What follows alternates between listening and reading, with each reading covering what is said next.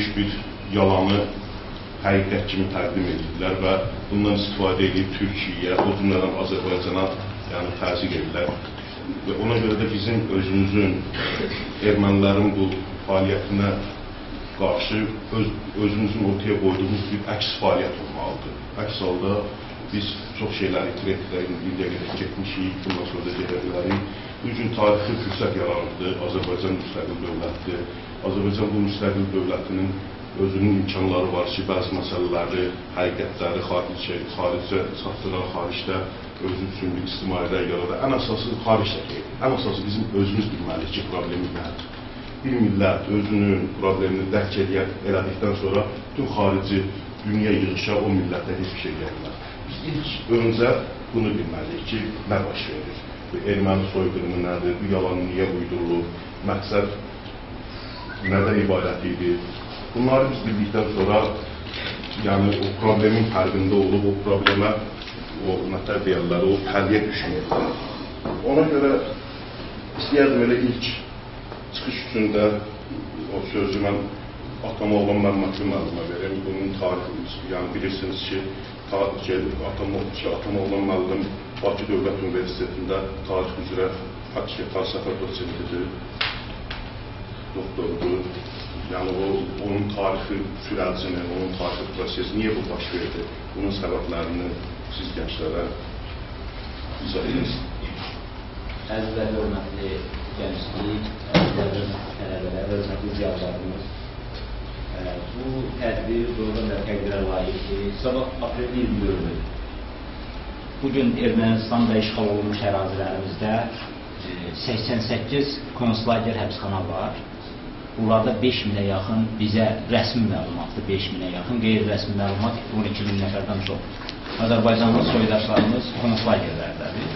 Sabahların aprelin 24-də ermənilərin uydurma soyqırımı artıq bəlkə də bəzi əsərlərimiz həbsxanalardan pulla gəlib alınır, erməni yaşlı qadınlar, yaşlı kişilər tərəfində və 93-də, 92-də Qarabağ ərazisində öldürülmüş, ölmüş, gəlib o təcavüz zamanı ölmüş ermənilərin məzarlarının üstündə başları kəsiləcək, Azərbaycanın əsərlərindən. Belə faktlar var, şahid ifadələri var. Söhbətimiz nədir? Biz 6 yerə parçalanmış, tarixi ərazisi 6 yerə parçalanmış millətin övladlarıyıq. Orta əsr, 1000 il bundan qabaqki ərəb qaynaqlarla bizim ərazimizi cızanda bir təbii arealımız var. O təbii areal bu cızma xəritədən də kənara çıxır. Ərəb qaynaqları isə bizi Dərbətdən tutmuş Həmədanaca bir areal çıxır. Lakin burada Azərbaycan dilləri, Azərbaycanlılar yaşayırlar. Bu məmləkət 6 yerə parçalanır. 6-da birində müstəqillik əldə eləmişik. Yəni bizim bu respublika 6-da bir hissəsidir. Belə çıxır ki, bəzən televiziyada deyirlər 20% torpaqlarında işğal olunur. Əslində 80% işğal olunur. 20%-ində qalmışıq. Yəni söhbət ondadır ki, belə bir şəraitdə, müharibə övladlarıyıq, bu hər bir millətində, siz nətərli, hər bir millətin müqavimət qabiliyyəti var.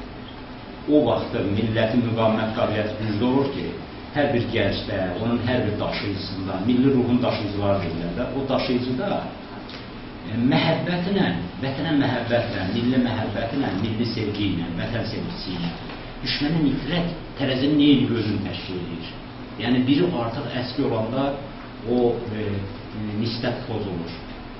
Buna görə də mən istərdim ki, biz bu günlərin söhbətlə bağlı bəzi məqamlara toxunum, yəni vaxtımızı çox almayaq, sonra da çox maraqlı faktlarla bizim hörmətli ziyalılarımız, tədqiqatçılar çıxış edəcək.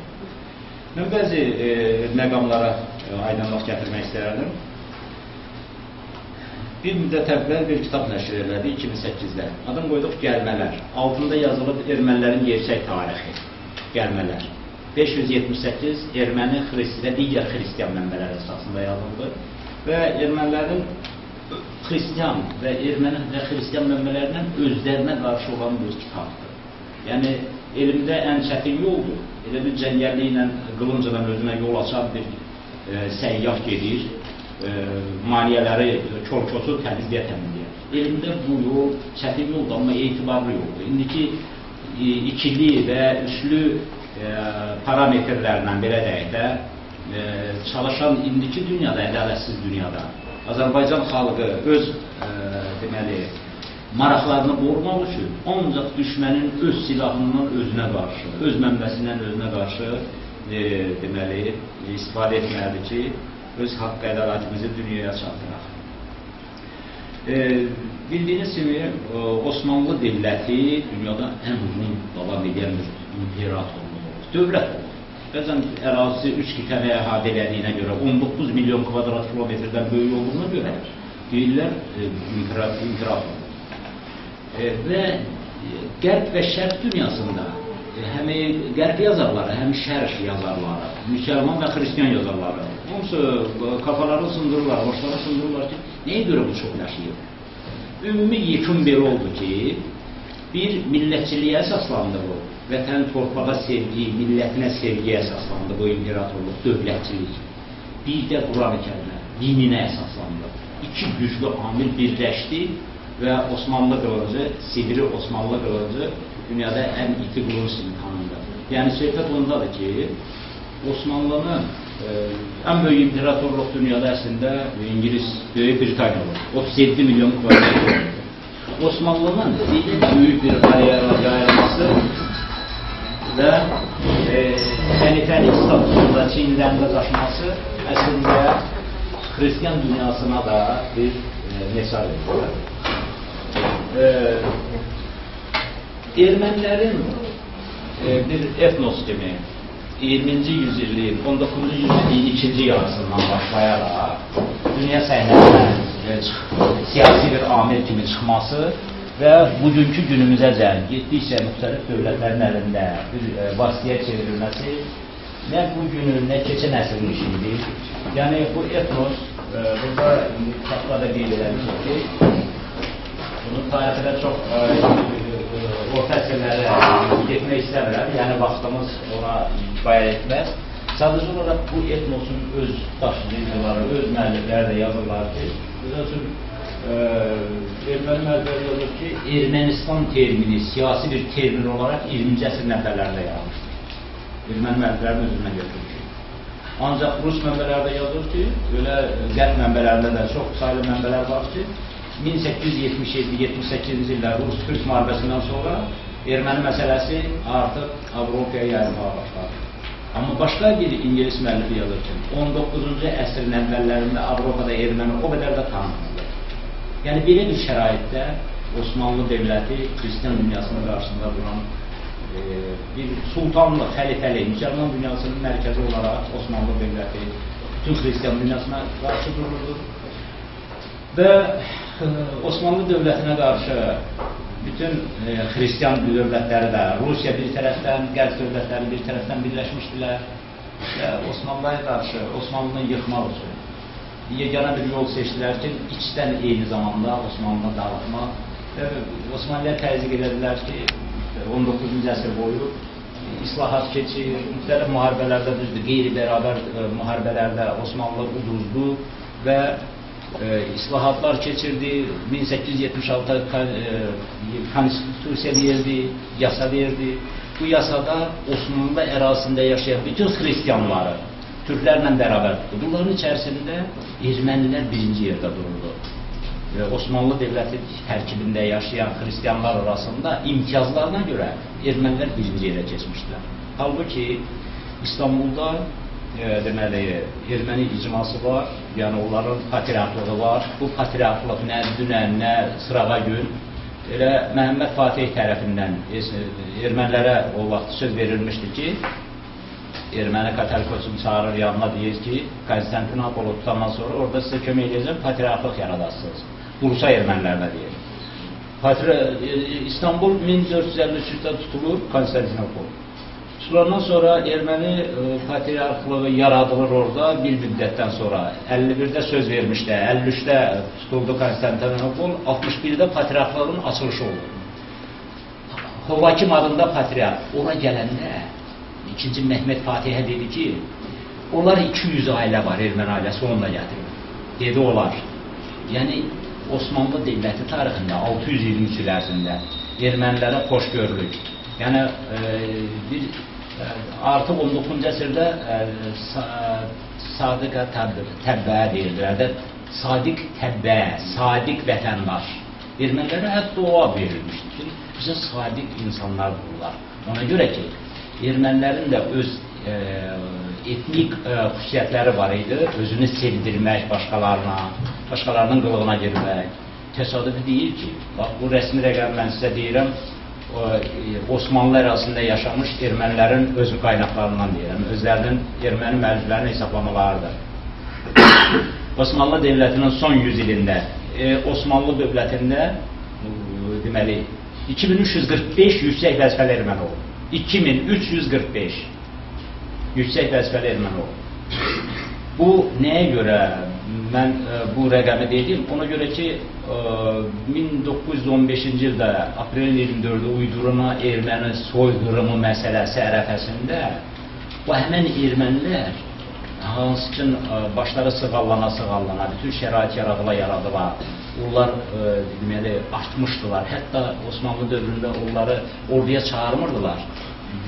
Üstünlük kimi verilirdi onlara və bu amil də onların sayca artmasına köməkləmişdi. Deməli, Osmanlı hakimiyyəti ermənilərin sayca, fiziki artmasına da kömək edib. Onların mədəni cəhətdən inkişafına da. Mədəni cəhətdən inkişaf deyəndə yanınızda saxlayın.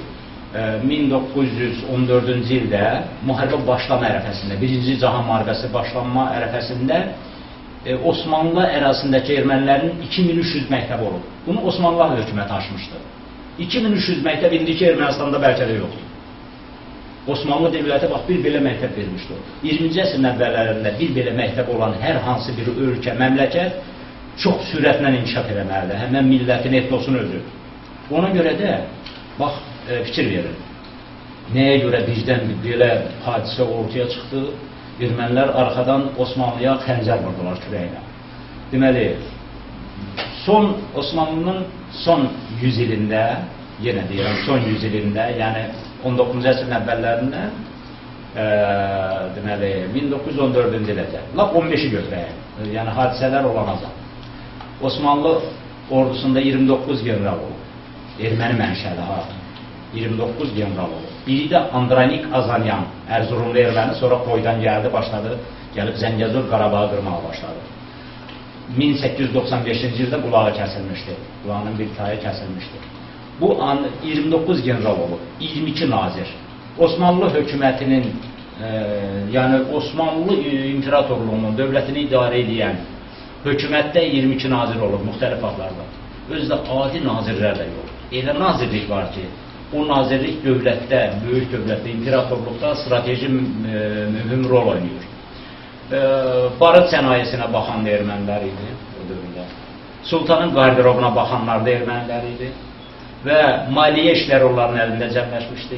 Ən məhsuldar torpaqlar Anadoluda ermənilərin əlinə keçmişdi. Maliyyə işləri, zərbxanalar, pul kəsilən yerlər ermənilərin əlinə keçmişdi. Yəni, bunlar xarici ticarətdə mühüm rol oynayırdılar.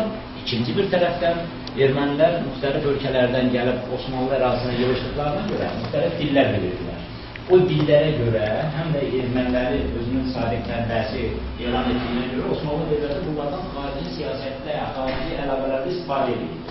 Ona görə də Osmanlıda nə az, nə çox 7 erməni mənşəli səfir olmuşdur. Son 50-100 illik söhbət edir. Osmanlı hakimiyyətinin son 50-100 illik söhbət edir. Yəni, ermənilər demiyorlar ki, Sultan Süleyman qanunu eşitmişsiniz də, Sultan Süleyman qanunun dövründə bütün ermənilər artıq Osmanlı ərazisində idi. Bütün ermənilər bir dövlətin ərazisində idi, onlara bütün imtiyazlar tanınmışdır. Deməli, amma ilk dəfə Osman Qəzinin oğlu Orxan tərəfindən ermənilər Bursaya gətirilmişdi və o vaxtda himaya başlamışdı. Söhbətinin canındadır ki, 7 səfirlə kifayətlənməmişdi Osmanlı dövləti. Fərq qoymurdu. 11 ölkədə baş konsul və yaxud da ki, konsul ermənilərdən idi. Ermənilər 33 deməli, millət vəkili ilə təmsil olurdular. Son 50 illər, Osmanlı dövlətinin son 50 ilində parlamentdə 33 erməni mənşəli millət vəkili oldu. Yəni, belə bir şəraitdə, 19-cu əsrin ikinci yarısından, ortalarından başlamış. ikinci yarısından bu proses sürətləndi.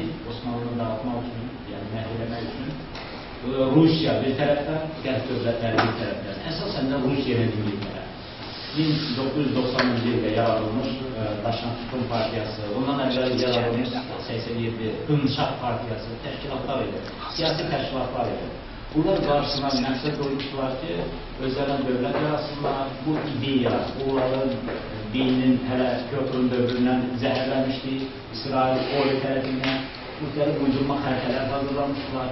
Söhbətimiz zamanlar ki, Osmanlıların son dövrlərində, birinci dünya müharibələrində bunlar ermənilər bu dövrə təşkilatlanmış bir etnos kimi gelirlər. Yadınızda saxlayın, son 16 əsr ərzində, yəni 14 əsr ərzində, 16-cı əsrdən başlamış erməni kilsəsi, ermənilərdən sizlərin dövlətçiliyi olmuyor, dövlət olmuyor, bir qısa müddətli çarlıq olub, o da erməni mənbələrindən uydurmaları əsasında şişirdilib böyük bir çarlıq halına gətirildi, yazı koduda. İki dənə xırda çarlıqlar olub, 29 il biri yaşayıb, 30 ildən çox biri, bunlar da məhv edilib, parçalanıb, bölünüb ərazilərə. Mən iki erməni müəllifinin əsərində belə ifadələr tapdım. Deməli, Sevortyan müəllif, bir də Açaryan. Öz kitablarında yazırlar ki, ermənilər nə az nə çox türklər canlardan 4200 söz götürürlər. Afrikada elə tayfa var ki, 26 sözdən istifadə edib danışırlar. Bunlar isə 4200 söz götürürlər türklərdən. 800 söz Suriyadan götürürlər. Nə biləm, 9 hərfi, 39 hərf var erməni dilində. Mən marker olsaydı, lövhədə sizə yazıb izah edərdim. Şimdi ictimai televiziyadan danışmışıq, Rəsələ xanım deyib ki, ayıracaqlar marker. Orada ermənilərin özlərinin milli qəhrəmanı hesab etdikləri Artaşes, Tigran, sonra elə bu çağdaş dövrdə deməli Şamyan sözü türk sözüdür, Artaşes türk sözüdür, Tigran türk sözüdür, Tigran Tingərən, cəld, cavan oğlan, kişi deməkdir. Artaşes iki türk sözünün birləşməsi üstəgəl Yunan şəkilsi olub erməni sözü. Ərdir, daş, daşdır. Esdə, bütün erməni dilində eston, ovanes, estonluqları Yunandan gəlir. Ermənilərin öz əlifbası olmadığına görə Yunanların dilindən öz adlarını tərcümə edib götürmüşlər. Və söhbət ondadır ki, deməli, ermənilər bir etnos kimi, bax, Türkiyədə deməli, 19-cu əsrin ikinci yarısından başlayaraq daha çox ön plana çəkilməyə başladı. Türklər tərəfindən yox, xarici dövlətlərin qızışdırılması nəticəsində Berlin Kongresi, elə 1878-ci ildə San Stefano sülh müqaviləsi Berlin Kongresində də maddə getdi ki, ermənilərə müəyyən güzəştlər verilsin Türkiyə ərazisində. Ancaq Otto Bismarckın başçılıq elədiyi kongresə ermənilər istədilər haykül salalar. Otto Bismarck əmr elədi ki, iclas salından qovururlar. Tör-töküntü etnosu iclas salından qovurur. Ermənilərin iclas salonundan qovdular. Sonra da fikirləşdilər ki, ümumiyyətlə binadan qovururlar. Binadan da qovdular, çıxartdılar. Erməni nümayəndə heyətinin başçısı şilyapada qoymuşdu, iri belə xarici şilyapa. Gəldi, Bismarckın mühafizəsinin rəisinə demişdi ki, əsəballar, mən imperatorla görüşmək istəyirəm. Mühafizənin rəisi də deyir, hündür bir alman idi. Deyir, nə çəl qulağın dilindən şillə qoyubsa, onda gördülər ki, bu nümayəndə heyətinin başçısı yıxılıb yerə, papağı da diyilənə küçəylə gedir. Yəni, erməni nümayəndə heyətini heylə olmuşdular. Wilhelm, imperator Wilhelm demişdi ki, ermənilərdən Alman imperatoru. Demişdi, bir nüsxə saxlamaq olar, o da muzeylik. Yəni, bu xristiyan müəlliflərinin fikirləridir, mən deyirəm, yəni, bu etnosdan, bu etnos tələyikdir. Primanka deyir ruslar, tələyik. Bunlardan istifadə olundu Osmanlıya arxadan zərbə vurmaq üçün. Qızışdırdılar ki, içəridə özünüzə muxtariyyət istəyir, biz də dəstəkləyəcəyik və Anadolunun şərqi sizin olacaq. 5-6 əyalət sizin. Ona görə də erməni katolikoslar, erməni keşişləri bu işdə fəal iştirak edirdilər. Və mən bayaq sizə dedim ki, son 6-cı əsrdən başlayaraq, son 14 əsr boyu erməni keşişləri, erməni dövlət xadimləri rol oynayır. Erməni kilsələri isə dövlət rol oynayır. Kilsələrdə pul yığılırdı, özlərinə gələcəkdə dövlət qurmaq üçün kilsələrin zirzəmiləri silah anbarına çevrilmişdi. Necə ki, Osmanlıda olduğu kimi. Osmanlının son 1-ci Dünya müharibəsi ərəfəsində, 50 il ərzində Osmanlıda deməli, kilsələrin demək olar ki, əksəriyyətində silah anbarı kimi istifadə olunur. Və bunu faktlar hamısı sübut edir. Curova adında Cubar adında bir Rumun diplomatı var. Belə bir kitab yazıb. Osmanlını məhv etməyə yönəldilmiş 100 plan. Bu Rumun diplomatı götürüb bütün xristiyan mənbələrin, sələfçilər dövründən başlayaraq 1291-dən 1913-cü ilədək deyib Osmanlını məhv eləmək üçün xristiyan dövlət başçıları, siyasətçiləri, kilsə xadimləri tərəfindən hazırlanmış 100 plan. Bu 100 planın 54'ü deməli 1878-77-78-ci illər Rus-Türk müharibəsindən sonra yürüşüləsində. Yəni planın üstündən gəlir ki, necə deyək məhv edir. Belə bir məhv siyasətində Rusların da əlində deməli ermənilərin rol oynadı, tərə yemi kimi. İngilislərin də əlində bir rol oynadı və İngilislər vədlər verirlər, Fransızlar vədlər verirlər erməni baş bilənlərinə, Ruslar da digər tərəflər. Və müharibə ərəfəsində artıq daşna tutuz da çox, həddindən çox şişmişdi, yəni caynaqları qanlıydı və Türkiyə qarşı. Halbuki 1907-nə Əməşə Sadiq qalacaq. 1907-ci il Erzurum Kongresi. 1915-ci ildə, 15-ci ilin əvvəllərində fevralın ortalarında yenidən daşnaqların deməli kongresi konferansı olur, artıq başqa hava, başqa ab-hava olur. Yəni artıq ermənilər, erməni deməli liderləri, başbilənləri artıq Rusiyanın və digər qərb dövlətlərindən, xüsusilə İngiltərələrində bir siyasətə çevirdilər, vasitəyə çevirdilər. O vaxtı elə müharibə başlayandan sonra, əslində Birinci Dünya müharibəsi başlayandan sonra ermənilər daşlı tutunun fəallarından ibarət müharibə qərargahı yaratdılar, 30 nəfərdən ibarət. Bizlər bu müharibə qərargahı Osmanlıya qarşı müharibə aparacaq. Osmanlının başı cəbhələrdə müharibəyə qarşı. Şərq cəbhəsində Rus ordusuna qarşı, qərb cəbhəsində qərb ölkələrinə qarşı. Daxildə qalır ancaq sivil əhali, uşaqdan tutmuş, yaşayacaq. Qoca qadınlar, kişilər, xəstələr və uşaqlar, çocuklar. Belə bir şəraitdə, məsəl üçün, əlimizdə Rus mənbəsi var, mənbə yazır ki, ermənilər mütəşəkkil surətdə Osmanlı ordusuna qarşı fəaliyyətə başlamışdılar. Ərzurumda səfərbərliyə alınmış ermənilərin 70%-i Rusiya komandanlığının diqqəsi ilə Osmanlının vətəndaşı da silahı alır, şineli alırdı, ərzaq alırdı, patron, sursat alırdı, keçirdi bir Osmanlı ordusuna səfərbər oldu. Gecə ilə keçirdilər, dağlara qaçırdılar, Ruslara kömək eləmək üçün çətələr yaradırlar. Və partisan dəstələri, inqilabçı dəstələr yaradırlar. Yəni söhbət ondadır ki, Osmanlıya 2 qat ziyan vurmaq. Birinci Dünya müharibəsi başladı, bir də Bitlisdən, digər yerlərdən, Vandan, Ərzurumdan məlumat gəlirdi Daxili İşlər Nazirliyinin Osmanlının ki, yollarda cəhliyə gedən teleqraf xətləri kəsilir. Rusiya kəşfiyyatının, İngilis kəşfiyyatının hamısı komandalar. Bunlar sistemli və mütəşəkkil surətdə Osmanlıya içdən zərbə vurmağa başladılar. İçdən. Sonra bu məsələnin bir tərəfi. İkinci bir tərəfdən ermənilərə demişlər ki, sizə Anadolu'nun şərqində dövlət yaratmağa imkan verəcəyik. Ermənilər demişdi ki, axı burada biz çoxluq təşkil edəmirik. Demişdilər, ərazini təmizləyin.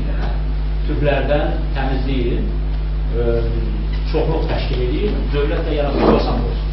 Halbuki o dövrdə, bax o saydığım 5 əyalət var idi, Van idi, o Kars idi, Ərdəhan, sonra Erzurum. O zonada ermənilər bütün əhalinin 39%-ni təşkil edirlər.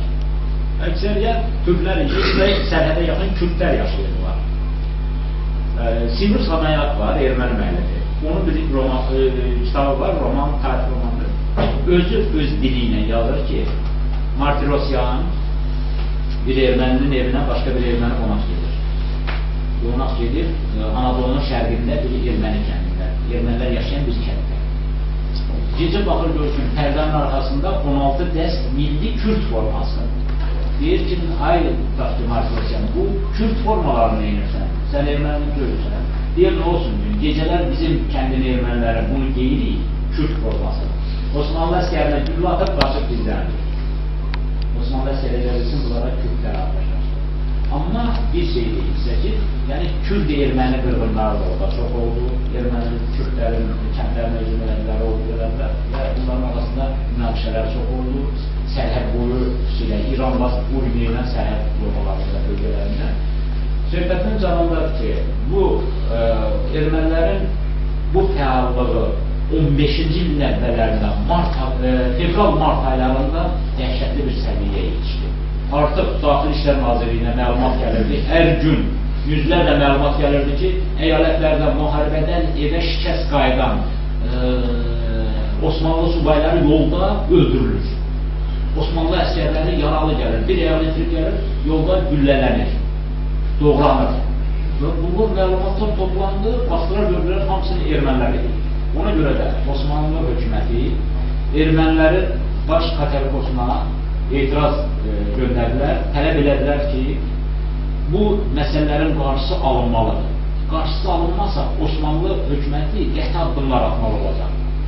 Ermənilər dərs almaqdan, bundan bir ibrət götürməyə əvəzinə elə bildilər ki, Osmanlı hökuməti zəifdir, qorxur, bunların qarşısında çəkilir. Biraz da fəallıqların güzərdilər. Belə bir şəraitdə Osmanlı, ümumiyyətlə, Osmanlı dövlətinin son illərində onların istihbarat təşkilatı, kəşfiyyat orqanları çox güclüydü. Xüsusilə 2-ci Əbdülhəmid dövründə. Həddindən çox. Hətta 2-ci Əbdülhəmid demişdi ki, məlumat gəlmişdi ki, sizin saraydan informasiya çıxır Avropa ölkələrindən. Gülümsəmişdi, iki müəyyən demişdi ki, Avropa jurnalistləri mənə işləyir. Avropanın İngiliz jurnalistləri, Fransız jurnalistləri mənim sarayıma işləyir. Yəni, əgər də əl almışıq, bizə məlumat gəlir.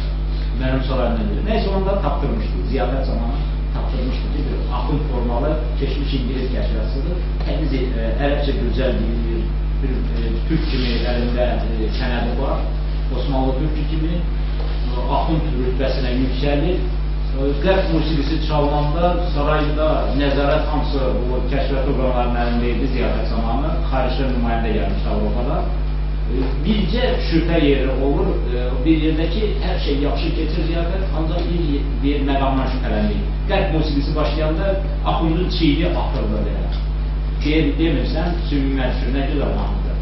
O niyə çiğnin tərpədir? Musiqiyə reaksiya verir, müsbət reaksiya. Ondan izinə düşür qalırlar ki, bu xarici kəşflər. 34 ildən vaxt gəlir, bu işə girir. Neysə, söhbət ondadır ki, Osmanlı kəşfiyyatı məlumat topladı ki, kilsələrdə çoxlu silah gizlədilir. Daxili İşlər Naziri əmr verirdi, 15-ci ilin əvvəlləri kilsələr axtarılır. Kilsələr axtarılmanda bir-birinin ardınca çoxlu silahlar tapılır. Elə kilsə olur ki, 5000 silah tapılır. Elə kilsə olur, 5 ton partlayıcı tapılır. Çoxu da deməli, samanların arasında Rusiyadan, digər ölkələrdən gəlmişdir. Ermənilərin öz bədxah, belə deyək, məkirli planlarının öz səhvləri, özlərinin yol verdikləri bir hərəkət oldu. Bəlkə də Osmanlı üçün gec olacaqdı. Çox ciddi qiyam hazırlayırdılar, çevriliş, belə deyək, çevriliş. Ona görə ki, Osmanlı hamısı cəbhədədir. Arxada da sillə ayrılırlar, qırırlar və yetirirlər. Kilsələrdə də qiyamlar üçün silah anbarlarına söylədir, silah hazırlayırlar. Osmanlı Kateliposunun bir telegramın, Amerika prezidentinin telegramı 24 aprel dedikdə, sabah 24 aprel. 24-dən 2-3 gün əvvəl bir telegram tutuldu. Türk kəşfiyyatı tutdu, gördü ki, Katelipos Amerikan prezidentinə telegram tutdu. Bəs aprelin 24-də bizi qıracaqlar, xahiş edirik, bizə kömək edik.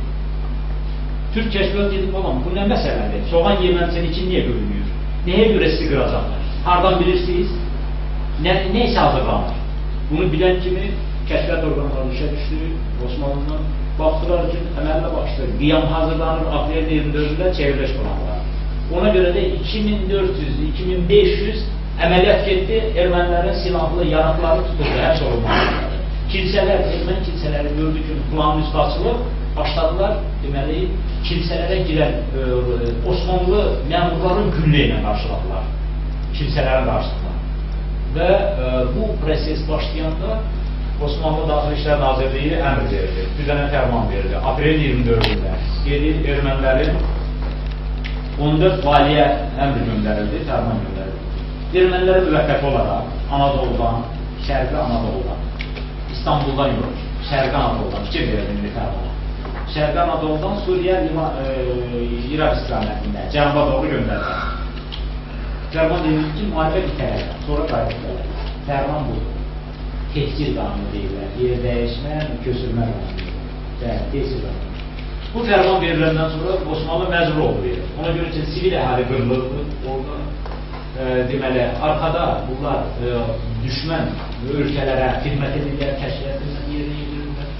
Beləliklə, ermənilərin o 5 əyalətdən köçürülməsi prosesi başladı. İndi Sultanın fərmanına fikir verir. Daxili İşlər Nazirliyində fərmanına fikir verir.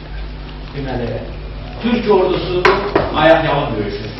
Elə yer var ki, ayaqqabısı cırılıb ayaq-yalın döyüşür. Çörək çatmır. 1-ci Dünya müharibəsinin geçişi 15-ci ildir. Sonra Türk ordusunda hamilə qadınlar da, Çanaqqala savaşlı, digər savaşlarda hamilə qadınlar öz çörək normalarını kəsir, digər əsgərlərə verir.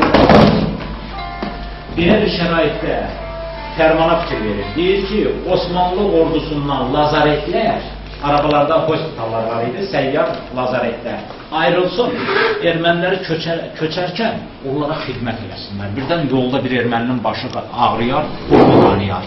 Qoy hərbi hospitallar onlara xidmət eləsinlər. Və yox da ki, bir də bir məqama toxunum. Bu fərmanda belə bir bənd vardı. Əgər köçürmə zamanı, tehcir zamanı, yolda erməninin birinin iti ölərsə, it ölərsə yolda deyir, o axça ilə kompensasiyası ödənilməlidir. Onun pulla əvəzi ödənilməlidir. Fikir verin. Ermənilərin bu köçürmə əməliyyatı zamanı yolda Kürdlər də hücum elədilər, Kürd yaraqlılar da hücum elədilər, yolda toqquşmalar da oldu. Ermənilərin özü də deməli, silahları vermək istəmədilər, toqquşmalar oldu. Necə olur ki, o Sarıqamış əməliyyatında bir gecədə 90 mindən çox seçmə Türk gənci deməli, borana çoxuna düşdü. İndi o əməliyyat haqqında çox sayılı şeylər var, versiyalar var, nəyə görə əmr verilir. Borana qara düşdülər, hamısı qucaqlaşıb dondular dağda. 90 min seçmə Türk oğlu dondu, əskər. Vətəninə sadiq insanlar idi, dondular. Necə ki, 93-cü ildə indi Kəlbəcər əməliyyatını yazıram, çox sayılı faktlar üzə çıxartmışam. Orada bir səhv əməliyyat olub. Deməli, 3000-dən artıq döyüşçümüz deməli, Kəlbəcər istiqamətində deməli, çay boyu qarlı havada hücuma buraxılıb. Səhv əməliyyatı idi, xəyanət idi. Arkada bir batalyonun yerini dəyişməsi, yolu bağlamışdı. Ermənilər topla vurmuşdular, qarı uçurtmuşdular ki, orada çatan qalanda belə qar uçuramız. Elə bir havada bizim 3000-dən çox seçmə gəncimiz hamısı qarın içində deməli, şəhid düşmüşdülər əslində. Və onlar qar əriyəndən sonra çoxunun meyidi qucaqlaşmış şəkildə idi. Yəni, onlar ölməmək, yəni vətən uğrunda ölürləri sözsüz. Amma şaxtadan donmamaq üçün son anda da bir-birindən ayrılmamışdılar. Söhbət ondadır ki, Osmanlı dövləti bax, bu qanunu verərkən müvəqqəti vermişdi müvəqqəti hal üçün. İstanbul ermənilərinə, Türkiyənin digər ərazilərindəki olan ermənilərə toxunmamışdılar. Və ona görə də ermənilər bax, bu qanundan yapışdılar, dedilər ki, bizə qarşı soyqırım gedib.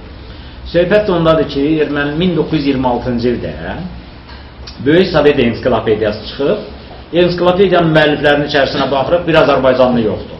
Moskvada, Sankt-Peterburgda, Moskvada Rus, Yəhudi, Erməni, əksəriyyət Rus müəlliflərdir. Onlar yazırlar ki, bu proses zamanı 300 mindən çox erməni ölüb. Müharibədir, xəstələnə bilər, toqquşma ola bilər, öldülər. Amma sonra Sovet hökumətlərində bu bir siyasət oldu, yəni bu bir şüar oldu Türkiyəyə qarşı. İndi isə 1923-dən yaradılmış Türkiyə Cumhuriyyətinə qarşı, Atatürk Türkiyəsinə qarşı Sovet Rusiyası, Sovet hökuməti, SSR hökuməti başladı bu amildən istifadə etməyə. Və 1900 bu amil 2-ci Dünya müharibəsində də başladı, yenidən yada salındı. 2-ci Dünya müharibəsindən sonra 46-cı Stalinin əmri ilə Gürcü akademikləri Pravda qəzetində məqalə dərc elədilər ki, Gürcüstanın bir hissəsi qalıb Şərq Anadoluda.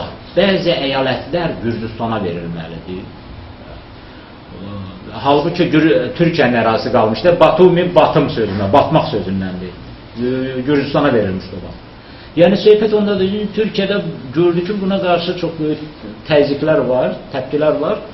NATO blokuna girdi, yəni təhlənməmək üçün, özünü qorumaq üçün. Söhbət ondadır ki, 60-cı illərin əvvəllərində Xruşova, hələ Xruşov Stalindən sonra gələndə, Xruşov hakimiyyətə, Xruşova gəldilər, ermənilər yenə təzyiq elədilər, dedilər ki, Mikoyan onların baş planı idi, Kremldə idi, daima dolaşmışdı Kremldə. Mikoyan vasitəsilə Xruşova bildirdilər ki, Qarabağı Ermənistana birləşdirsək yaxşıdır. Xruşov demişdi ki, əsəbə halda, demişdi ki, 10.000 hərbi yük maşını verərəm, oradan yığışıb rədd olarsınız Qarabağdan. Ancaq birləşmək söhbət olmayacaq. Xruşov belə ağır cavab vermişdi onlara. 64-cü ildə Brejnevin qılığına girdilər, 65-də, 64-65-də. İndiki abidəni tikdilər. İndiki o soyqırım abidəsi yoxdur. Erməni dilində genosid sözü yoxdur. Erməni dilində Le Folseydə yazıb izah eləyərdim ermənicəsə. Metz yığerini var, böyük qırğın. Ermənilər sonra gördülər ki, genosid sözü daha yaxşıdır, ağlamalıdır, bunların özlərin yazıq vəziyyətə salmaları üçün yaxşıdır. Dedilər, elə genosid olmuşuq. Genosid sözünün ilk dəfə genocide. 1944-cü ildə fransız politologu Rafael Lemkin işlədib, yəhudilərin qırımına münasibətdə. Genlərin məhv edilməsi və 3 əlamətə görə, milli, irqi, dini əlamətə görə. Şərt o deyil, milyon adamı kilometrlə biçərsən. Əgər 5-10 nəfəri də bu 3 əlamətə görə öldürürsənsə, bu genosid sayılır. 5 Azərbaycanlı erməni tərəfindən 5 Azərbaycanlı, 6 Azərbaycanlı öldürülürsə, bu genlərin qırılması sayılır. Ona görə Azərbaycanlı olduğuna görə, irqinə görə öldürülür, dininə görə öldürülür. Söhbət ondadır ki, 64-cü ildə bu abidə tikiləndə Brejnevin qolundan tutdular ki, xahiş edib buna qol çək. 3000 ton bitki yağı lazımdır abidənin qurulmasına, simişqa yağı, nə bilim başqa yağ, tum yağı. Demişdi, axı bir belə neyinirsiniz deyə bir belə xərc çəkin. Demişdilər ki, lazımdır, Osmanlı belə Türkiyə Cumhuriyyətinə qarşı biz istifadə edəcəyik bundan. Yəni, hər dəfə ermənilərin o planları Moskvanın, Kremlin planları ilə üst-üstə düşür. Söhbət ondadır ki, Osmanlı dövlətində, Osmanlı dövləti bütün ərazisində yaşayan deməli, etnoslara, millətlərə xoşgörlü ilə yanaşıb, yəni xoş münasibət bəsləyib, onların da birinci yerdə duranı ermənilər olur. Sadəcə olaraq ermənilər, əslində, mən bu kitabda yazmışam Osmanlı dövrü ermənilərin qızıl çağı. Özüm elə qəsdən vermişəm, oradan qızıl çağınızı orada yaşamışsınız. Yəni sizə bir belə orada güzəşt olmuş, sonra xəyanət eləmişsiniz. Və indi də bu günün özündə də həmən 24 aprel hadisəsindən istifadə edib, ermənilər çox böyük fəallıq aparırlar. Təxminən 30 ölkənin parlamentində erməni genosidini tanıtdırıblar. Parlamentin icrasından bir gün qabaq hər deputatın evinə bir çamadan dollar gedir. Onlar çəkinmirlər. Aparıb verirlər, deyirlər, sabah ələ qaldırarsan, elə bircə, bir çamadan dollar alarsan. Bu deyir, nə var ki, əl qaldırmağa? Simasız o qədər xarici ölkələrin deputatları var ki, deməklərin qalxızır. Bu əslində ermənilərin başqa bir planı da var. İstəyirlər yəhudilərin yolun yesinlər və almanlardan təxminən 14-15 milyard marka pul təzminat alırlar yəhudilər. Almanlar da razılaşır, mədəni xalqlar razılaşır. İndi ermənilər də istəyir ki, bax, elə iddia ilə məşğul olsunlar, gələcəkdə Türkiyə yenə təzyiq eləsinlər, Türkiyəni 4 yerə bölmək planları var. Mən elə bugünkü bu söhbətimizdən istifadə edib sizə bir deməli təklif vermək istərdim. Ona görə ki, 1-2 fond özləri dəvət elədilər. Mən getdim orada çıxış elədim. İndi əlimizdə olan məlumatlar əsasında Pentagonun saytından xəritə çıxartmışıq. Böyük Orta Doğu projesi. Türkiyədə çoxdan bu məsələ qalxıb. 10 ildir, 7 ildir kitablar nəşr olunur. Bizdə demək olar ki, kitab hələ çıxmayıb. Ancaq mən istərdim ki, belə bir tədbirimizin biri Böyük Orta Şərq layihəsinə, Birləşmiş Ştatların Böyük Orta Şərq layihəsinə həsr olunsun. Ona görə ki, o projenin sərhədlərinə baxanda görürük ki, müsəlman dünyası əhatə olunur. Müsəlman dünyasının hər bir ayrılıqda, hər ölkəni vurub dağıdıb 3 yerə parçalamaq. 3-4 yerə. Amerikan politologu deyir ki, 30-cu iləcən 2025-30-cu illərdə dünyada 1000-dən çox dövlət olacaq. 1000-dən çox dövlət. İndi 250-dən çox dövlətdir. 1000-dən çox dövlət. Yəni söhbət ondadır ki, bu layihənin bəzi məqamlarını açıqlayardım. Sizin üçün biz gözləyən təhlükə, yəni Azərbaycanı gözləyən təhlükəni mən sizə açıqlayardım. İndi sözümüz sonunda mən sizə bir dənə deməli burada medalyon göstərirəm. Bu Ermənistanda 1954-cü ildə çıxır. Bu medalyon işıqda göstərirəm, hamınız baxın. Deməli, bu yazılıb 150, buradan Rusiya, buradan Armeniya. Yəni bunların əlaqəsinin 150-li. Buradan isə 1804 yazılıb. Ermənilərin Armeniya, indiki Rusiya gəlmələrinin, indiki Qərbi Azərbaycana da, yəni Ermənistan yaradılan yerə 150 illiyidir bu. Ermənistanda medalyon çıxıb. 1954-də çap eləyiblər bunu. 1954-də. Bu da 1804 bura yazılıb. Amma başqa bir belə foto var, rəhmətli Ziya Bünyadov onun şəklin Xəbərlər jurnalına vermişdi. O jurnal məndə var, o şəkildə saxlayıram. Orada isə yazılıb, divara yazılıb, daşlarla, çaylaq daşı ilə hörülüb, erməni dilində yazılıb, Marağa çıxaq 150. Türkmənçay müqaviləsindən sonra Marağadan gəlmə ermənilərin Dağlıq Qarabağa 150 illiyi. Bizim mətbuat yazandan sonra o hasarı söktülər. Hasarı söktülər, yerində başqa şeylər tikdilər. Yəni, həm Qarabağa gəlmə, bu da Ermənistana gəlmə erməniləri öz əlləri ilə vuran sübutlardır. Sadəcə olaraq mən sözümün sonunda, vaxtınızı çox almaq istəmirəm, çox maraqlı çıxış olacaq. Sözümün sonunda onu demək istərdim ki, məni bir ziyalı kimi yandıran məsələlər var, onu siz gənclərə çatdırmaq istəyirəm. İlk kimdən çəkinəcəyim bir kimsə yox dünyada, o cümlədən də, ancaq insanlara hörmətlə yanaşıram. Yəni, alnımız açıq, millət qarşısında da 1700 universitet müəllimi içərisində yeganə müharibə veteranı mənəm, 6 ay tank döyüşündə olmuşam. Yəni, auditoriyada birbaşa cəhd edir. Bu kitab 500 nüsxə çıxır, bu kitab. Vətənpərvər bir ziyalı tərəfindən, belə deyək də, vətənpərvər bir insan tərəfindən çap olunur. Onun adını demək istəmirəm, ona görə demək istəmirəm ki, gələcək çaplarda ola bilsin ki, onu mani olarlar. Sanki bir gözə görünməz bir əl işləyir bu respublikada. Belə şeylərin çapına mani olurlar. Və təbliğatını da az edirlər. Mən narazılığım ondandır. İkinci bir tərəfdən. Mən Akademik metrosundan 3 il bundan qabaq düşmənə yazılmış, düşmən öz mənbəsi ilə yazılmış kimsə, atam olan olmasın, başqa bir müəllif olsun, bu kitab lazım idi Azərbaycana. Düşmənin öz mənbəsi ilə özünü yandırırsan. Və mən bir kitab gördüm Akademik metrosunun yanında. Lotular və Cahillər kitabı. Bu ifadəyə görə üzr istəyirəm. Hətta bu kitabın adını burada çəkməyə utanıram. Amma dedim onu ver baxın, dedilər al günah, yaman alırlar. Axırıncıdır bəlkə. Götürdüm, tirajına baxırdım. Baxdım, gördüm 5000 nüsxə. Neçə dəfə verir? 10 dəfə düşmənə yazılmış kitabdan 10 dəfə çox nüsxə ilə çap olunur. Yəni, bizdə münasibət dəyişilməlidir. Bu kitabların təbliğ edilir. O münasibətlər tamam dəyişilməlidir. Mən çox sayılı faktlar var, mən vaxtınızı almaq istəyirəm. Bu başqa söhbətin mövzusudur. Konslagerlərdən, əsir düşərgələrindən, erməni komandirləri bir belə igid Azərbaycan oğlan qız var, torpağı niyə tez verilir? Hamısının qəhrəmanlığına baxsın, biz olur. Yəni, belə bir qüdrətli millətin övladları, yəni belə bir qüdrətli milləti gərək bu günlərin ilə ağzında durmasın, bilsin zərərli, kipriyinlə od götürməlidir. Yəni, vətənimiz işğal altındadır. Özdə mən bir təhlükəni deyim sizə. 88-ci ilin xəritəsi var məndə. O xəritəni gətirsən, görürsünüz ki, müharibə elə başlamayıb, Şuşa getməyib, heç bir kəndimiz getməyib, erməninin planı var.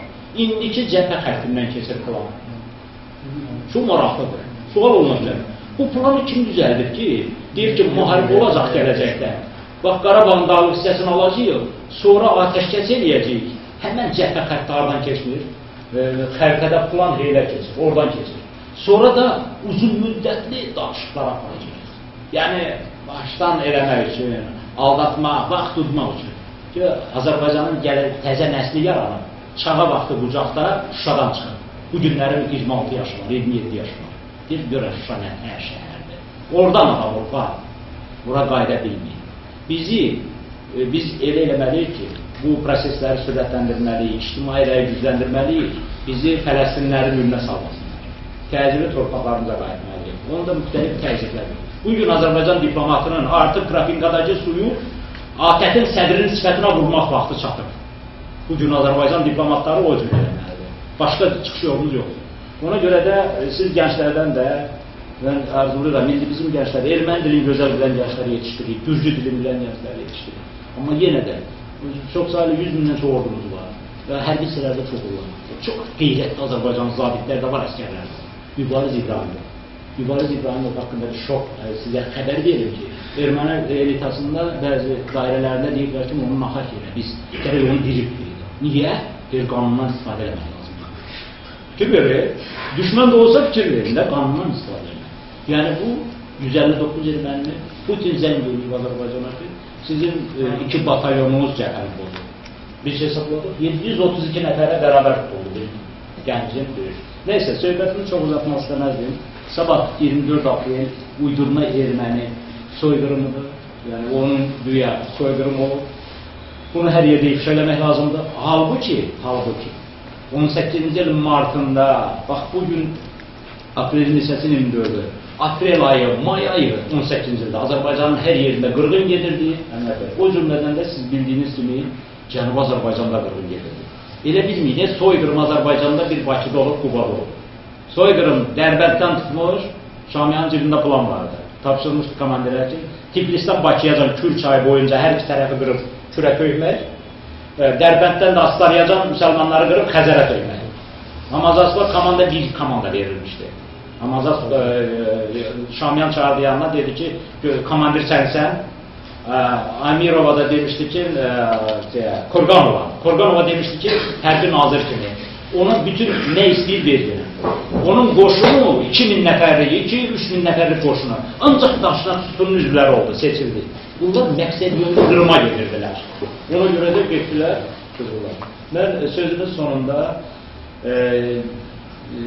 bu məsələni xatırladardım. Bax, təzə fakt tapmışıq. Onu da deyimsə yekunlaşdırırlar. Bir dənə fakt Quba haqqında. Yadıma düşdü. Qubalı gəncləri Genasi abidəsinin, o soyqırım abidəsinin yanında çağırdım belə yaxına. Biz tələbələrlə bir 2-3 həftə manqalat etmişdik. Qubalı məktəbliləri çağırdım, dedim bəri durun, gəldilər. Dedim, əziz məktəblilər, Quba Xaçmaz dəmir yolunu görmüşsünüz.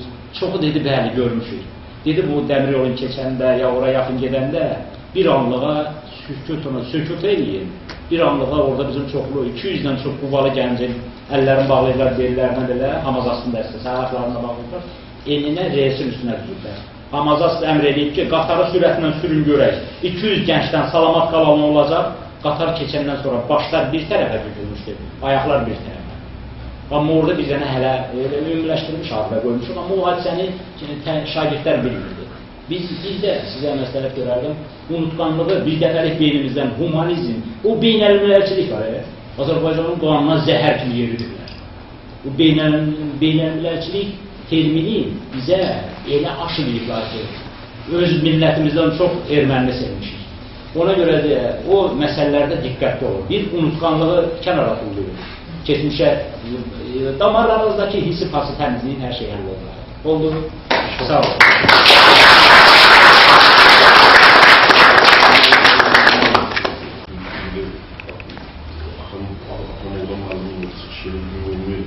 Çıxışmalı belədir ki, yəni biz, əslində biz erməni bizim düşmənimiz oldu.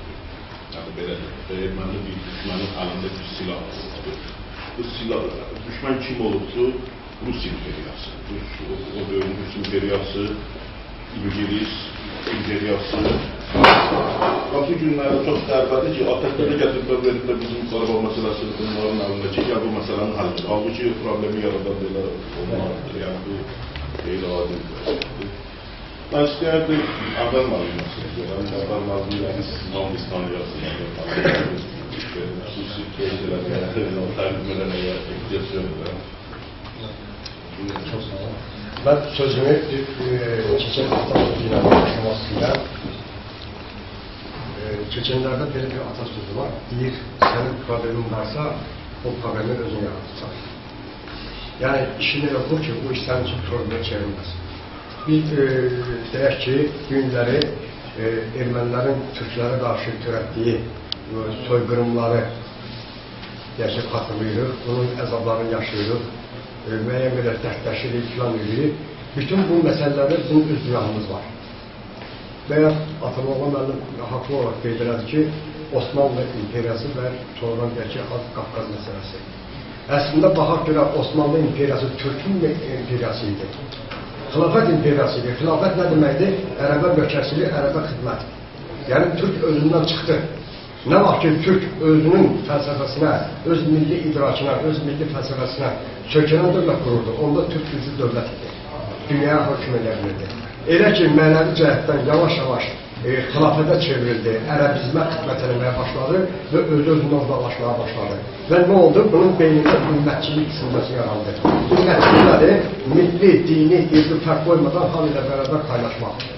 Gətirək, görək bizim öz tariximizə baxaq. Səbəblər dövrünün son vaxtın başlayıb dəvə salmağa, səbəbi dövründən tutulur tam 1925-ci ilə qədər. Deyək ki, biz Azərbaycan Türklərini məxsus olan dövlətlərə baxaq. Görəcək ki, həm səbəblər dövründə, həm Nadir Şah Əfşar dövründə, eyni zamanda mən şahsən onun nəsildən olduğum çox tanrım, hərdən özümdən, Qacarlar dövründə götürək. Ki, mənlə Türk dövləti idi, amma baxaq görək ki, ideoloji baxımdan Farsa xidmət edən bir dövlət idi. Niyə Türk soyqırımları yaradıldı? Bunu bilmədən ötürü, yəni o tarixi diqqətlə, yəni bir çox təəssüf olsun ki, Azərbaycanın nə orta məktəb dərsliklərində, nə ali məktəb dərsliklərində, nə də digər tədqiqatlarında qeyd olunmur. Niyə bu günə düşdü Azərbaycan, niyə deyək ki, 6 böyük regiona parçalanmış bir xalqa çevrildik biz? Və ya Anadolu, deyək ki, niyə bir belə parçalanmış bir vəziyyətə düşdü? Və bu gün də yenə həmin oyunlar niyə başımıza gətirirlər? Bunun cavabları da sadədir. O, deyək ki, 18, 17, 19-cu əsrlərdə Avropanın inkişaf etməkdə olan manufaktura dövründə dövlətləri nelədilər? Koloniyalarla iş üzrə nazirliklər yaratdılar. Təsəvvür edin ki, İngiltərənin koloniyalarla iş üzrə nazirliyinin illik büdcəsi digər 19 nazirliyinin illik büdcəsindən 26 dəfə artıq idi. Yəni, başqa regionları işğal etmək, həmən regionlarda təfriqələr salmaq və orada İngiltərəni yaşatmaq. Bu günləri fikir verirsiniz, Frankofonia adında bir siyasət var. Nədir? Yəni, fransızların təsir dairəsində olan ölkələr.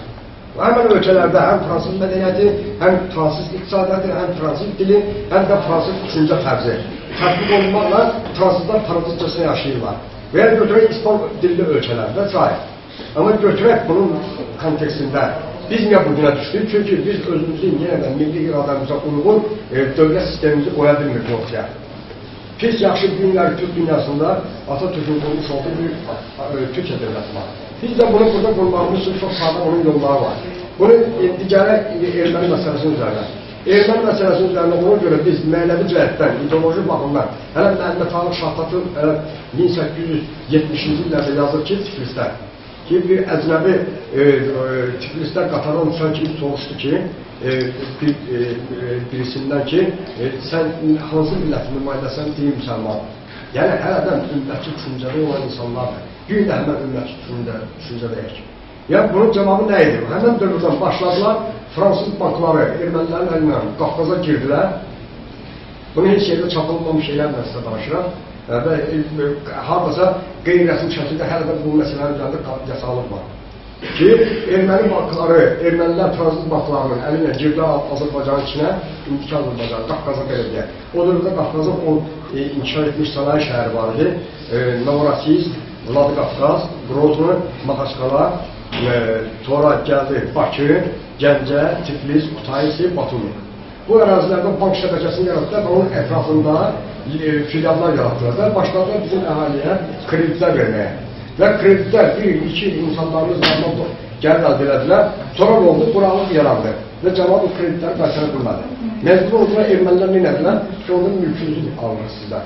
Həmən 1905-7-ci illər qırğınları Qafqazdakı, həmən mülkiyyət olan qırğınlar idi. Təkcə Çar gizli polisinin belə bir arxiv var, ən azından 200 dəfə arxivə girmişəm, Tiflisdə yerləşir. Adı belə gedir, Tayna Çar Polisiya. Çar gizli polisinin arxivi. Yazır ki, Cavad qəzasında deyək ki, ermənilər haradasa bizim əhalinin 180 min hektara yaxın torpaq sahəsinə ilə keçirmək istəyirdi.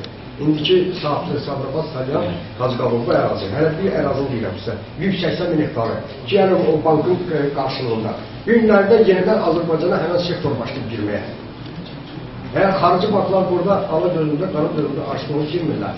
Onların məqsədləri Dağlıq Qarabağın ətrafını illegallaşdırmadan ötürüdür. Ne üçün? O bank sektorlarının hesabına bugün teknoloji belədir ki, milli şuuru əldən götürmək. Milli şuuru əldən götürmək üçün neyinirlər? Televiziya kanallarına 11-ci sinif tutan uşaq bir bilmirsə, demək o savası uşaqdır da, belə deyil mi? Televiziya kanallarına çıxan uşaq, müğənni, əgər not nədir bilmirsə, sazöz nədir bilmirsə, sonra deyək ki, aktava nədir bilmirsə, bizim adam sənət adam deyil də. Doldurub olanlar və ictimai psixol deyilə buna. Beyin yuma əməliyyatı. Və götürək geyim biznesinə baxaq. Hamısı freydizmin məqələsi əsasında bizim insanlarımız, gənclərimiz tutuyan başında geyinməyə. Ne üçün? Gənclərimiz milli tarix nədir, milli özünlük nədir, milli dövlət şuuru nədir, bunun üzərində düşünmürlər. Və bunlara çox təsirlər olsun, təhsil aldıqları məktəblərin dərs keçən yoxdur, üstəgəl bunlara istiqamət verən də yoxdur. Üçüncüsü, ən dəhşətlisi isə bunların özlərində maraq yoxdur oxumağa. Bizim dövrümüzdə kitap yok idi oxumağa. Biz gedib Moskvada gizli şəkildə o dövrdə rataprit deyirdik. Ratapritdə bir səhifə kağızı kopyasını çıxarmaq KGB üçün çox asandır onu tapmaq. Ki, hansı ratapritdə bu çap olunur. Niyə? İşini salmaqla onun üzərindəki kölgə ilə bilirdilər ki, hansı dərəcətdə çıxdı. Biz gedib o çətinliklə ədəbiyyatlar tapırdıq, məqalələr tapırdıq oxumağa və bunun qarşılığında nə eləməliyik, onları öyrənirdik. İndiki gəzmir, Allah'a şükür internet var, kitap var, oxumurlar. Problem bak budur, Azərbaycan cənnətinə. Biz də erməni axtarmalıyla Avropa Şurasından filan da. İndi gələk erməni məsələsinin üzərində, yəni bu xalq necə xoşbaxt ola bilər? Mən şəxsən sizin yaşınızda olanda elədiyim işləri deyirəm. 88-ci il mənim 28 yaşım vardı. Özbəkistan, Türkmənistan, Qazaxıstan, Qırğızistan, Tataristan, Başqıristan, Çuvaşistan, Dağıstan, Çeçenistan. 9 respublikalarından yerli milli ziyalılarla Qarabağ komitələri yaptık. Ki, yəni bizim kökümüz bir, dinimiz bir, planımız bir və bunun üzərində yerli ziyalılardan var. Məsələn, deyək ki, Özbəkistanda Məhəmməd Salih idi, İbrahim Turan idi, Əskər Həmraqqul idi, Yadgar Abid idi və digər ki, milli ziyalılar. Həm şair var içində, həm yazıcı var, həm alim var və bunların hesabına biz orada komitələr yaratdık ki, anti-erməni, yəni Özbək bizə arxa olsun. Və bu günlərin Özbəyin arxasını nədə hiss edirik? Özbəkistan bir dövlət olaraq Ermənistanı BMT-də tanımayıb və bu gün də tanımır. 22 il üstündən keçib Özbəkistanın qanunu var. Nə vaxt Azərbaycan işğal olmuş ərazilərini ermənilər tərk edərsə, ondan sonra baxarıq. Bu günləri deyək ki, Ermənistan çox cəhdli MDB adı altında Türkmənistanla iqtisadına dərinləşdirsin, əmələ gəlmir. Eləcə də Qazaxıstandan və s. Eləcə də Rusiya Federasyonunun içində olan Türk Respublikalarında, mən də sizin kimi gənc olanda bunları eləmişəm. Bir faktı da deyim. Məsələn, deyək ki, icazə versin bir bazı özümü tərkiyim. Mən götürdüm 10 məqalə hazırladım ki, ermənilər sizin yaşlı olanda. Ki, deyirlər Şimalı Qafqaza. Məsələn, İqor Muradyan götür yazır ki, Krasnodar vilayəti qədim erməni torpaqlarının əlinə adlarla qoyur tapılırlar. Ya Dağıstanın, ya Çeçenistanın, Kabada, Balkan, Qaraça, Çərkəz, Adıgey filan. Getdim mən buralarda iş gördüm, ne için can bu hissə? Və o məqalələr çap ondan sonra birinci dəfə ayağım Rus Kazakları qaldı ayağa ki, Arməni Holmes Kafkaz. Başladı ermənilərin kətləri, orada kənd salınmış ermənilərin saldıqları kətləri yandırdılar filan. Bunlar nə üçün görürsə? Bir xalq özünün coğrafi siyasətini quranda, politologiyada buna geopolitika deyirlər. Yəni, öz coğrafi siyasətini quranda o xalq orada qələbə çalır. Bu günləri biz özümüzün təbii resurslarımızın, yəni Tanrının verdiyi bizə təbii ki, Tanrının bizə verdiyi təbii bir resurs var ki, Güney Azərbaycan, Türkiyə, Azərbaycan devləti, üstəgə artıq Avropada yaranan Azərbaycan mühacir diaspor təşkilatları, 4 Gürcüstan və Dağıstan. Və bu 6-7 sistemli, yəni bu sistemin içində özümüzün coğrafi siyasətimizi qura bilsək, bununla da biz burada erməni məsələsini bir dəfəli həll edə bilərik. Bu məsələnin həlli bu xalqın xoşbaxtlığı deməkdir. Şimdi deyəcəm sizələr ki, burada nə Birləşmiş Millətlər Təşkilatı, nə ATƏT və ya Xalqolog qeyd elədilər, nə digər təşkilatlar, beynəlxalq təşkilatlar bu Azərbaycan dövlətinin, Azərbaycan xalqının hər hansı bir iynən ucunun nöqtəsi boyda problemini həllin yanında dayanmayacaq. Çünki bunun cavabları da var, nədir o? Çünki büyünləri neokolonial siyasət aparılır dünyada.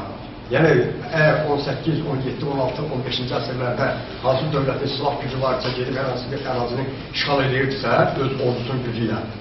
ki, və olurdu dünyanın qüdrəti. Bugün isə iqtisadiyyətlə işğal gedir. İqtisadiyyətlə işğalın yolu olur ki, beyin yuma əməliyyatlar aparılır. Misal üçün, mən bu yaxında 2-3 il bundan qabaq bir kitab çap elədim. Deyək ki, ermənilərin Gürcü xəyanəti. Yəni, Gürcüstan 1918-ci ildə dövlət müstəqilliğini əldə edəndə ermənilərin silahlılara qarşı döyüşür. 1991-ci ildə Gürcüstan yenidən dövlət müstəqilliğini əldə edəndə erməni əlində silah bunlara qarşı döyüşür. Hətta döyüşən ermənilərə Abxaziyanın milli qəhrəmanı adı verilir. Güney Osetiyanın milli qəhrəmanı adını verilir. Abxazlara bədəlli və Azərbaycan Respublikasından fərqli olaraq Gürcüstanın baş prokurorluğu 750 cilit istintaq sənədi hazırlayır erməni cinayətlərlə bağlı. Və o sənədlərlə şahidəm. Yəni artıq Gürcüləri də öz çevrəmizə qatmaqlar. Yəni Dağıstanı da öz çevrəmizə qatmaqlar. Sonra Türkiyə bəlli bir şeydir, bir də Güney Azərbaycan. Şükür Allaha ki, Güney Azərbaycanda bunu artıq dərk edirlər. Və bu yaxınlarda da Urmuş şəhərində və Qoşaçay digər şəhərlərdə də ermənilərin 1914-18-ci illərdə törətdikləri qətliamların hamısını üzə çıxarılır. Təsəvvür edin ki, 1925-ci ildə axırıncı Türk hökümdarı Əhməd Şah Qacar hakimiyyətdən İngilistanın dəstəyi ilə devrildikdən sonra hakimiyyətə gələn Rıza Pəhləvi və onun nəsli 1978-ci ilə qədər hakimiyyətdə oldu və rəsmi qərarlardan biri nə idi? Ermənilərin törətdiyi genosid haqqında bir güclə də İran adlı ərazide yazılmamalıdır. 1978-ci ildə hakimiyyətə gələn Mollokratiya bugünə kimi həmən qərarın haqqında danışmasa da, amma qərarın yanında durduğunu hər gün etiraf edir. 4 gündür Tehranda, Qəzvində, bir də İsfahanda Azərbaycan türkləri küçə və küçə polislərlə əlbəyaxı döyüşlərdədir. 4 gündür. Günlə daxil olmaqla nə üçün? Mənim orada qohumlarla müntəzəm əlaqələrim olduğu üçün deyirəm. Ki, yəni ermənilərin kütləvi şəkildə bu şəhərlərdə, küçələrə türklər bizə soyqırım edib və qəhr olsun türklər, an olsun türklər, yəni plakatları yapışdırılır. Və bir sıra tədbirlər keçirmək istəyirlər, amma o tədbirlərin qarşısı alınır. Tehran hökuməti məcbur olub bu ermənilərin keçəcəyi tədbirlərin ne üçün? Ermənilər bu dəqiqə, yəni bu da bəlli bir şeydir ki, Farslarla ermənilər eyni mənşədə olan xalqdır və mən bunu sənətşünas kimi deyirəm. Yəni mən heç bir alimə, heç bir tarixçiyə, arxeoloqda inanan adam deyiləm. Ne üçün? Çünki mən sənətşünas kimi baxıram. Çünki sənətşünaslıq elmi budur ki, hər bir sənətin maddi dili var və bunun semiotikası və semantik şərhi var. Bu xalqların mədəniyyətləri, etnik mədəniyyətləri eynidir. Musiqi ladları eynidir. Dil qrammatikası eynidir. Səs tembri eynidir və burun çalarında konuşmaları eynidir. 4 dənə faktor bəsilir ki, bu xalqlar eyni kökdəndir. Və köklər də hardan gəlməli? Hindistanın Sind vadisindən. O elə bir vadidir ki, indi sizə deyəcəm ki, mədəniyyət üzərində mən üçün deyəndə ki, tarixi öyrənin, biraz başqa gəzlər başa düşür. Çünki hansı dövrdə biz hansı mədəniyyətlərə sahib olmuşuq, hansı etnik təfəkkür içərisində biz dövlət qurmuşuq. Bunun mədəniyyət üzərində bilməsək, müharibələr anlayışında öyrənsək tariximizi, heç nə də əldə edəməyəcək. Yəni, Sind vadisindəki olan mədəniyyət günün içindən çıxan xalqlardır. Farsdır, deyək ki, erməni və s. Bir də çox-çox Gürcüstan qızlardan xüsusilə, deyək ki, günün özündə də Sind vadisində atanın qızı ilə ailə qurmağı, bacısı ilə ailə qurmağı, oğlun bacısı ilə ailə qurmağı, oğlun ana ilə evlənməyə adəti də qalır. Əgər biz Qafqazda, orta əsrlərdə və İran adlı ərazidə o yaranmış əxlaqsızlıq kodeksinə biz baxsaq, görəcək ki, həmən kodeksi yenə də bu xalqlar burada onun daşıyıcısı olurlar. Və bir gün o davam edir, çox təəssüflər olsun.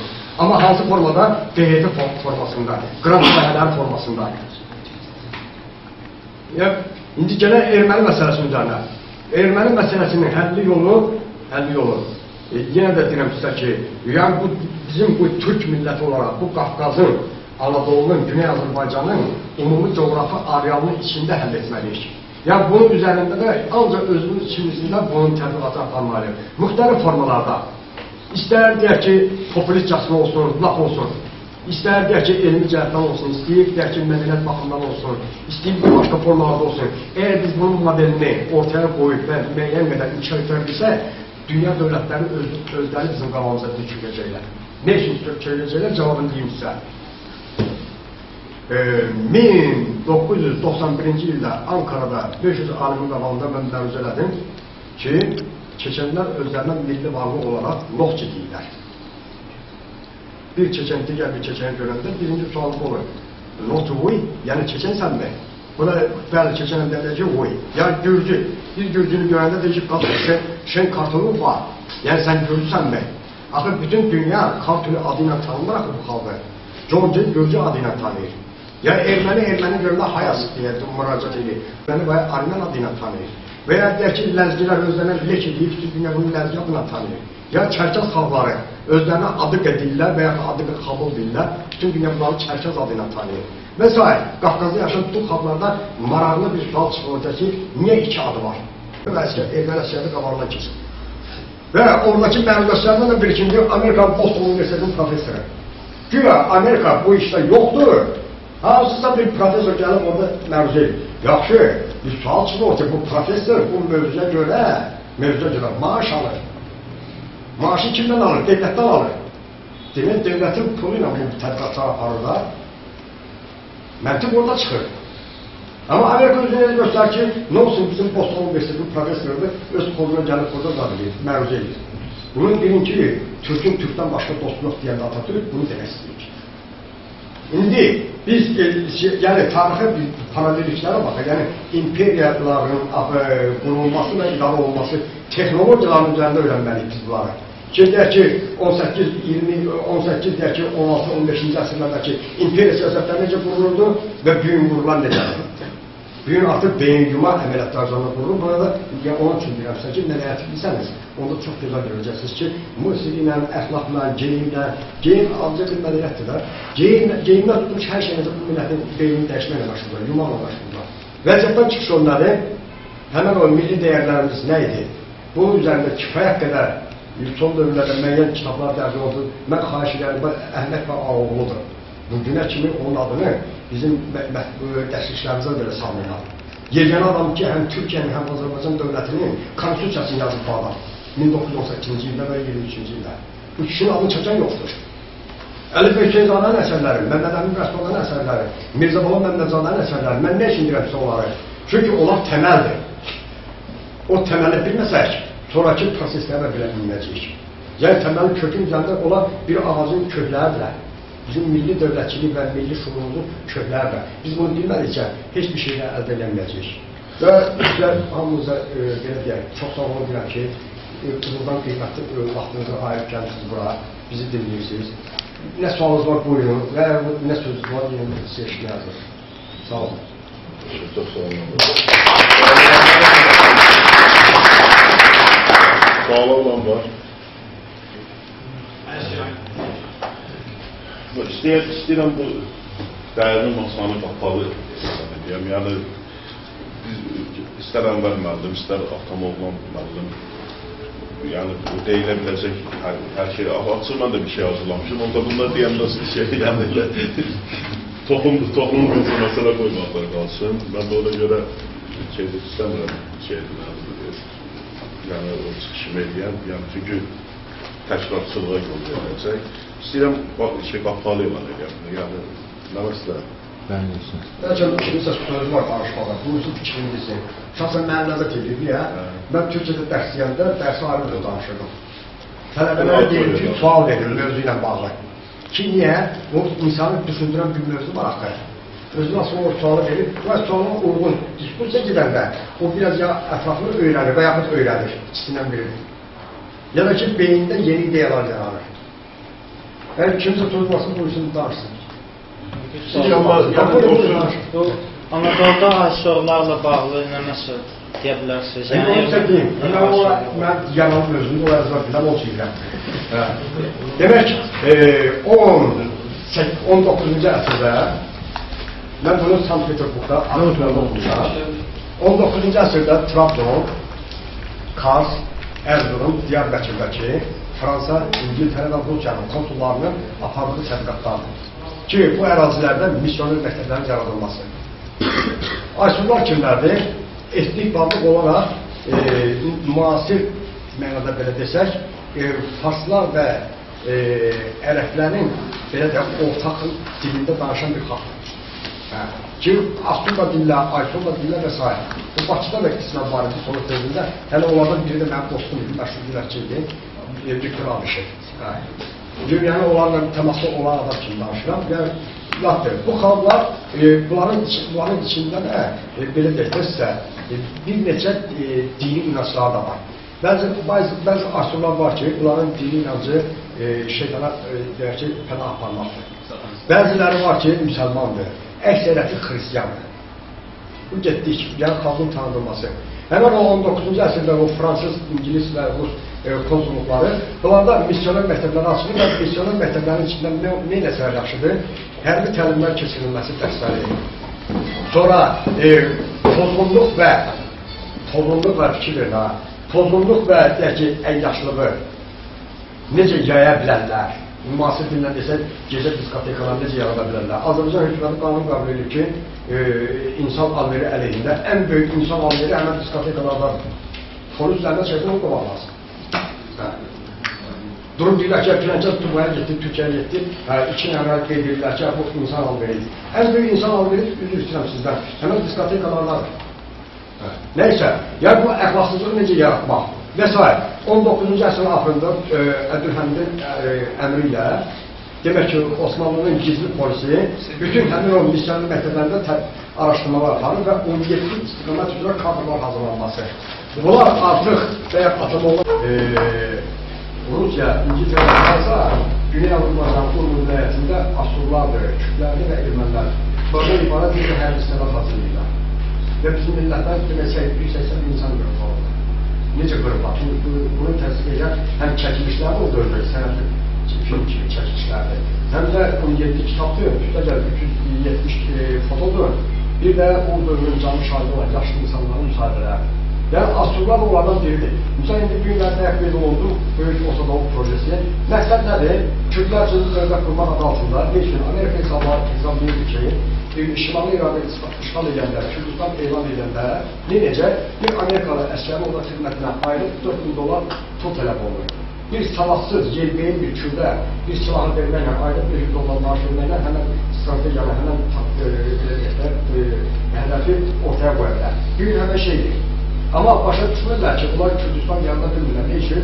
Kürtlərin arasında 7 günləri ayrılıq var, o günlərin asurlar onları tərkib hissəsi kimi. Ki, bir hissəsi bizim əlifamız olmalı İngiliz əlifası. Lakin, bir Mustafa Bardani deyək də, o Yahudi mənşəli Kürtdür. Və yaxud deyək ki, müsəlmanları var, Yehudilər var və s. Xristiyan Kürtlər var. Biri deyir Latın əlifasına keçməli, biri deyir Kiril əlifasına keçməli, biri deyir Ərəb əlifasına keçməli, o birisi deyir ki, İngiliz əlifasına. Hələ ortaq əlifba yarada bilirlər, bir. İkincisi, ortaq dilləri yoxdur.